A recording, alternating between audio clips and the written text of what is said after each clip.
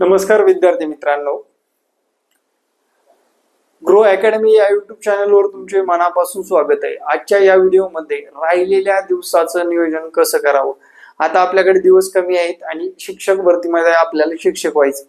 या राहिलेल्या दिवसामध्ये आपल्याला जे काही भेडसावणारे विषय आहे याची तयारी कशी करावी व नॉर्मली स्किप कोणता विषय करणं आवश्यक आहे किंवा स्किप करण्यासाठी तो विषय खरंच रिस्की ठरू शकतो का, याबद्दल सविस्तर चर्चा आपण आजच्या या व्हिडिओमध्ये करणार आहोत। बरेच विद्यार्थ्यांचे काल लाईव्ह सेशनला कमेंट होत्या की सर राहिलेल्या दिवसामध्ये जर अभ्यास केला तरी आम्हाला ही परीक्षा क्रॅक होईल का। 100% होणार, काही विषय नाही, फक्त तुम्हाला दिवसभरामध्ये 6-7 तास अभ्यास करावा लागेल, त्यासाठी वेळ तुम्हाला काढावा लागेल।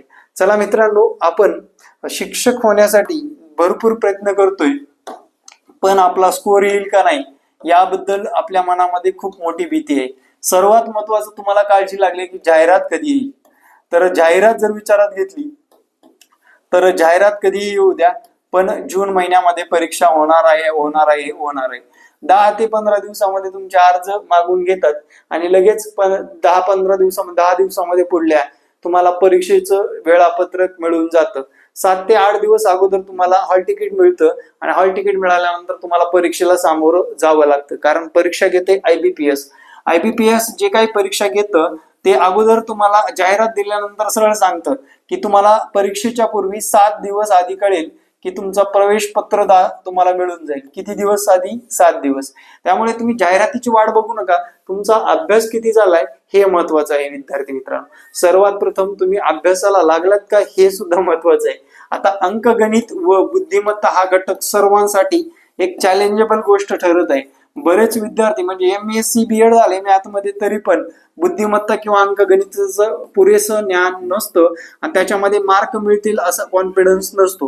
विद्यार्थी मित्रांनो, लक्षात ठेवा, 2022-2017 या दोन्ही एक्झामला आपण मार्गदर्शन केलेलं आहे आणि या दोन्ही एक्झाम मध्ये आपले चांगले रिझल्ट आहेत। आता रिझल्टचा आकडा सांगायची गरज नाही, फक्त तुमच्या एरियातील आजूबाजूला गव्हर्नमेंट टीचर जे लागलेत त्यांना एकदा विचारा तुम्ही क्लास कोणाकडे लावले होते गेल्या वर्षी, ते बरोबर तुम्हाला सांगतील। आणि विद्यार्थी मित्रांनो, 20 ते 25 दिवसामध्ये सुद्धा तुम्हाला या परीक्षेला चांगले गुण घेऊन शिक्षक होता येतं। त्यासाठी विद्यार्थी मित्रांनो, आपण ही फास्ट ट्रॅक बॅच ठेवलेली आहे। या बॅच मध्ये सर्व विषय कव्हर केले जाणार आहेत। या बॅचच्या माध्यमातून तुम्हाला सर्वात महत्वाचं नोट्स प्राप्त होणार आहेत। नोट्स असतील, त्यानंतर लाईव्ह क्लास असणार आहेत। बरेच विद्यार्थ्यांचा टाइम मॅनेजमेंट होत नाही, त्याला रेकॉर्ड सुद्धा भेटणार आहे। ज्या विद्यार्थ्यांना टेस्ट हवे आहेत त्या टेस्ट सुद्धा उपलब्ध आहेत, म्हणजे सरावासाठी टेस्ट सुद्धा उपलब्ध आहेत। आता राहिला विषय तुम्हाला नियोजन काय करणं गरजेचं आहे यापुढे। विद्यार्थी मित्रांनो, दिवसभरामध्ये फक्त आपले 2 लेक्चर अटेंड करा बस। या गणित बुद्धिमत्तेसाठी काय करा, 2 तास द्या। तुम्ही पर्सनल अभ्यास करत असाल तर 3-4 तास लागतील। 2 तासामध्ये तुम्हाला महत्वाचे टॉपिक शिकवले जातील। सकाळी 6 वाजता आणि सकाळी 10 वाजता असे 2 लेक्चर घेतोय आपण। दोन्ही लेक्चर मध्ये सध्या स्थितीमध्ये रिझनिंग चालू आहे मित्रांनो, घड्याळ पासून ते पूर्ण वेन आकृत्यापर्यंत, आकृत्या निरीक्षणापर्यंत किंवा ठोकळा किंवा घन यावर सुद्धा आपले घटक घेतले जात आहेत। त्यानुसार तुम्ही तिथे अभ्यास करू शकता। या 2 विषयामध्ये तुम्हाला जर 110 गुणांपैकी 90+ गुण मिळवता आले नाही तर तुमचा स्कोर या बाकीच्या विषयामध्ये येणं खूप अवघड आहे। लक्षात घ्या, या बाकी विषयामध्ये जर विचार घेतलं, मराठी आहे, इंग्रजी आहे, त्यानंतर सीडीपी आहे मित्रांनो, सीडीपी आहे, तसेच बघा त्यानंतर जीएस जीके आहे आणि तसेच जीएस जीके आणि राहिलेला विषय जर बघितला इथे मराठी, याचे 15 गुण, याचे 15 गुण 30 झाले, याचे 30 गुण आणि याचे 30 गुण, म्हणजे हे 90 गुणांपैकी आपल्याला साधारणपणे याच्यामध्ये सुद्धा आपल्याला 40 ते 60 दरम्यान गुण मिळवायचे। लक्षात किती? 40 ते 60 दरम्यान गुण मिळवायचे। असं डिवाइड करा की आपल्याला कोणत्या विषयामध्ये किती गुण प्राप्त करू शकतो आपण, आपली कॅपॅसिटी काय आहे, त्या पद्धतीने आपल्याला त्याच्यामध्ये तयारीत राहायचं आहे। आता विषय उरतो सर्वात महत्वाचं म्हणजे तुम्हाला सर्व येतं पण वेळेचं नियोजन नसतं। वेळेचे नियोजन करत असताना तुमच्याकडे असाव्या लागतात शॉर्ट ट्रिक्स। आणि त्याचा खजिनाच आपल्याकडे आहे मित्रांनो, लक्षात घ्या. मागच्या 2022 मध्ये जर विचारात घेतलं, 2022 मध्ये आपण 1200+ विद्यार्थी पास केलेले आहेत. आपला शेवटचा विद्यार्थी म्हटलं तर 43व्या वर्षी शिक्षक झालेला आहे. किती? 43. गेल्या वर्षी 43+ म्हणजे 45 वर्षापर्यंत संधी देण्यात आलेली होती. त्या पद्धतीने तुम्हाला तयारी करताना या गोष्टी जाणून घेणं गरजेचं आहे. रिझनिंग सारखे विषय, टॉपिक तुम्हाला क्लिअर करणं गरजेचं आहे. बैठक व्यवस्थेपासून ते वेन आकृतीपर्यंत सर्व गोष्टी तुम्हाला जमल्या पाहिजेत. आता विद्यार्थी मित्रांनो, तुम्ही विचार करा व्यवस्थितरित्या आणि तुम्हाला जे काय हवं आहे, ज्या गोष्टीत कमतरता आहे त्या गोष्टीच्या लगेच मागे लागायला लागा. नुसती जाहिरात येऊ द्या आणि 8 दिवस अभ्यास करून चालते का? आता सद्यस्थितीमध्ये काय झालेलं आहे, जाहिरात आली किंवा नोटिफिकेशन आली, 2 ते 3 दिवस फुल अभ्यास करायचा, त्याच्यानंतर त्या पुस्तकाकडे बघायचंच नाही. असे विद्यार्थी आहेत आपल्या क्षेत्रामध्ये. कॉम्पिटिशन इतर परीक्षेच्या तुलनेमध्ये खूप कमी आहे आणि हे खूप कमी कॉम्पिटिशन मध्ये सुद्धा आपल्याला ही पोस्ट अचीव करता येते. आणि आपलं कॉम्पिटिशन मी थोडक्यात सांगतो, 500 जर तलाठीच्या 500 जागा आल्या तर मित्रांनो 5 लाख फॉर्म येतात. लक्षात घ्या, तलाठी सारख्या एक्झाम किंवा सरळ सेवेच्या माध्यमातून आपल्या जागा साधारण 12 ते 15 हजार येण्याची शक्यता आहे. किती? 12 ते 15 हजार येण्याची शक्यता नाकारता येणार नाही. त्यासाठी अर्ज किती आहेत? जास्तीत जास्त 2,10,000 लोक अर्ज भरत असतात, पवित्र पोर्टलला नोंद करत असतात. गेल्या वर्षी 2,16,000 केले होते. याच्यामध्ये फक्त 2,10,000 लोकांचं कॉम्पिटिशन आहे आणि अभ्यास करणारे फक्त आणि फक्त 30,000 लोक असतील बाबा. कारण सांगतो, कारण विचारात घ्या, 2022चा रिझल्ट बघा एकदा काढून, तुम्हाला दिसून येईल फक्त 31,000 लोकांना 100 पेक्षा जास्त मार्क घेता आलेले आहेत. म्हणजे 50% पेक्षा जास्त मार्क मिळवणारे किती लोक आहेत? 50% पेक्षा जास्त मार्क मिळवणारे फक्त 31,000 लोक होते. आता त्याच्यामध्ये सुद्धा ओपनचे कास्ट वाईज वेगवेगळे मेरिट लागले आणि विद्यार्थ्यांमध्ये वेगवेगळा रिझल्ट आलेला आहे. माझा सर्वात शेवटचा विद्यार्थी विदाऊट इंटरव्ह्यू किती मार्काचा लागलाय सांगतो? 88 मार्काचा लागलाय. किती मार्काचा? 88 मार्क. ज्या विद्यार्थ्याला 88 मार्क होते तो सुद्धा विद्यार्थी सिलेक्ट झालेला आहे. कास्ट होती, महिला होतं, प्रकल्पग्रस्त होतं, माझे अजून एक दुसरं भूकंपग्रस्त होतं. भूकंपग्रस्त मध्ये त्याचं सिलेक्शन झालेलं आहे. कास्ट जर विचारात घेतली तर NTB कास्ट होती, महिला होती आणि जागा रिक्त राहत होत्या. 88 मार्काला ती व्यक्ती सिलेक्ट झालेली आहे. ST कॅटेगरी यापेक्षा सुद्धा कमी मार्काला सिलेक्शन झालेलं आहे. म्हणजे विद्यार्थी मित्रांनो, आपल्या कास्ट नुसार आपली लेवल ठेवणं गरजेचं आहे. इथून पुढे तुमची ओपन कास्ट आहे, तुम्ही 50%च मार्क घेताय, काय उपयोग आहे त्या गोष्टीला?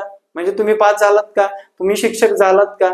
असं नियोजन ठेवा की आपलं कास्ट कोणती आहे, आपलं एज्युकेशन कोणतं आहे आणि आपला मार्क किती मिळवणं गरजेचं आहे, हे खऱ्या अर्थानं नियोजन असणं गरजेचं आहे. कारण कास्टनुसार, एज्युकेशननुसार तुमच्याकडे नियोजन नसेल. आता समजा मराठीच्या जागा कमी आल्या, मराठी लँग्वेजच्या 4-5 जागा आल्या अख्ख्या महाराष्ट्रामध्ये, त्याचं मेरिट हायच जाणार ना. कारण त्याच्यामधले किती लोक मराठीमधून परीक्षा दिलेत किंवा मराठी लँग्वेज असणारे किती लोक परीक्षा दिलेले आहेत, त्याच्यावर मेरिट ठरत असतं. कट ऑफ तुमचं निश्चित सांगता येत नाही. त्यामुळे विद्यार्थी मित्रांनो, नियोजन करत असताना आपण महिला आहोत का पुरुष आहोत यापासून, आपलं शिक्षण कोणतं झालेलं आहे, आपलं DED आहे का, BEd आहे का, आपण TET पास आहे का, त्यानंतर आपल्याला मार्क किती आहेत, मार्क कोणत्या लेवलचे आहेत, TET मध्ये सुद्धा ओपन मध्ये आहेत की कास्ट मध्ये आहेत. त्यानंतर तुमचा दुसरा मुद्दा म्हणजे तुमच्या कास्टला जागा किती येतील आणि कास्टला आरक्षण किती आहे, तुमचं एज्युकेशन काय आहे, तुमच्या विषयानुसार तुमचं एज्युकेशन व्यवस्थित बसतंय का, तुमच्याकडे डॉक्युमेंट क्लिअरेशन आहे का, या सर्व गोष्टी मॅटर करतात. आणि येणाऱ्या आगामी काळामध्ये तुमचं नियोजन त्या पद्धतीने असणं गरजेचं आहे. मी एक साचेबद्ध नियोजन सांगितलं की बाबा तुम्हाला 6 तास तरी इथून पुढे अभ्यास करणं गरजेचं आहे. 6 तासामध्ये डिवाइड कसं करायचं? 6 तासामध्ये तुम्ही रिझनिंग आणि मॅथला अर्धा वेळ द्या. रिझनिंग आणि मॅथ या विषयासाठी या 3 तास देणं आवश्यक आहे. त्यानंतर CDP साठी 1 तास काढाच, कारण या विषयामध्ये सुद्धा CDP सारख्या विषयामध्ये तुम्हाला 25 मार्कापर्यंत पोहोचता येतं. बघा इथे 25 मार्क. मराठी व्याकरणचे फक्त शब्दसंग्रह वाचा, यातले 10 प्रश्न तुमचे करेक्ट येऊन जातील. GS GKचा विचार केला मित्रांनो, आपल्या GS GKच्या फक्त नोट्स रेफर करा रे, 15 ते 17 प्रश्न तुमचे बरोबर येऊन जातील. लक्षात घ्या. म्हणजे या आणि इंग्रजीमध्ये आपण टोलेबाजी केलं ते पण 10 पकडून चला. या विषयामध्ये तुम्हाला 40 ते 60 या दरम्यान मार्क मिळवायचेच, पण या दोन विषयामध्ये तुम्हाला 90 ते 95 गुण कसे येतील याकडे लक्ष असलं पाहिजे, तरच आपलं सिलेक्शन निश्चित ठरत असतं. आता विद्यार्थी मित्रांनो, आपल्याला 80च पकडा, याच्यामध्ये 80 पकडा आणि इतर विषयातले जर हे जे काय पकडले ते मार्क पकडून चला. बघा टोटल 5 दुनी 10, 8 आणि 9, 9 आणि 5 इथपर्यंत आपल्याला पोहोचता येतं. पण आपल्याला रिझनिंग मॅथ मध्ये 110 पैकी 80 तरी गुण मिळवणं आवश्यक आहे. या विषयाला वेळ कमी लागतो. तुम्हाला काय CDP चे 30 प्रश्न सोडवण्यासाठी जास्तीत जास्त 10 ते 12 मिनिटं लागतात, बरोबर. मराठी व्याकरण इंग्रजी व्याकरण दोन्ही मिळून तुमचे 10 मिनिटात दोन्ही झाले पाहिजेत, लक्षात घ्या. म्हणजे 22 मिनिटं झाले. त्यानंतर GK ला सुद्धा तुमचे 12 मिनिटं झाले पाहिजे. 12 दुनी 24, 24 आणि 10, 24 आणि 10 जर बघितलं 30 मिनिटांमध्ये तुमचं तेवढं सगळं कव्हर झालं पाहिजेच.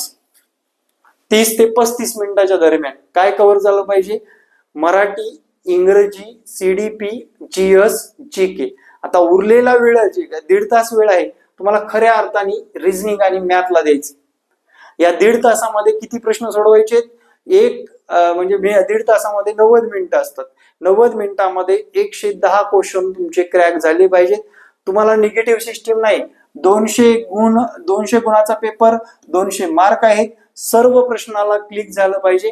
त्यातही थोडासा वेळ उरला असेल तर एखादा प्रश्न अडलेला त्याकडे आपलं पोहोचणं अपेक्षित आहे.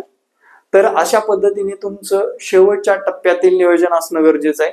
तत्पूर्वी जाता जाता एक गोष्ट सांगतो, तुम्ही जरा कम्प्युटर पुढे एक तास बसण्याचा सराव करा. आता वीकली 1 तास तरी कम्प्युटर पुढे काढा आणि तुम्हाला तिथे काय करायचंय? टेस्ट पेपर, PDF स्वरूपात असू द्या, टेस्ट पेपर आपल्याकडे पण उपलब्ध आहे. तुम्हाला हवे असेल तर मला व्हॉट्सअप करा टेस्ट पेपर म्हणून. बघा टेस्ट पेपर तिथे सोडवणं आवश्यक आहे. टेस्ट पेपर सोडवणं आवश्यक आहे. आता सर ते शेवटी विद्यार्थी विचारतात की तुमचा परीक्षेपर्यंत क्लासची फीस काय असेल, तर आपली फक्त 999 एवढीच फीस आपण आकारत आहोत. ठीक आहे, 999. आता आपल्याकडे साधारण 2,500-3 हजार लोकांनी मागच्या 1 महिन्यामध्ये ऍडमिशन केलेलं आहे. तुम्हाला जर हवा असेल तर नक्कीच आपल्या या व्हॉट्सअप क्रमांकावर व्हॉट्सअप करा. TAIT कोर्स असं व्हॉट्सअप केल्यानंतर तुम्हाला माहिती मिळून जाईल. पुढील प्रोसेस करून आपण क्लासला जॉईन करून घेऊ शकता. क्लासमध्ये तुम्हाला टॉपिक वाईज शिकवलं जाईल. टॉपिक तुमचे क्लिअर केले जातील आणि टॉपिक नुसार तुम्हाला परीक्षेसाठी काय महत्वाचं आहे येत्या आगामी काळामध्ये दिलं जाईल. नियोजन सांगा सर, नियोजन सांगा असं बरेच विद्यार्थी सांगत होते. त्यासाठी हा व्हिडिओ बनवलेला आहे. तुम्हाला व्हिडिओच्या माध्यमातून कोणत्या गोष्टी क्लिअर झाल्या नसतील तर मला कमेंटमध्ये नक्की कळवायला विसरू नका. आणि येणारे प्रत्येक व्हिडिओ पाहण्यासाठी आपल्या ग्रो अकॅडमी YouTube चॅनलला सबस्क्राईब करा. Thank you very much. जय हिंद मित्रांनो, भेटू नेक्स्ट व्हिडिओमध्ये. जय हिंद, जय महाराष्ट्र. धन्यवाद.